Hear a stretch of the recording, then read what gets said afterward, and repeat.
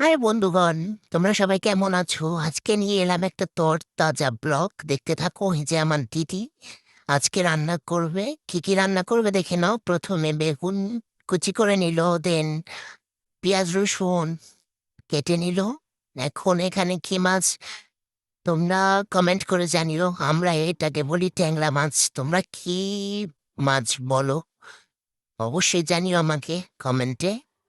যাই হোক, এই মাছগুলো খুব সুন্দর করে ধুয়ে পরিষ্কার করে নিয়ে নেওয়া হলো।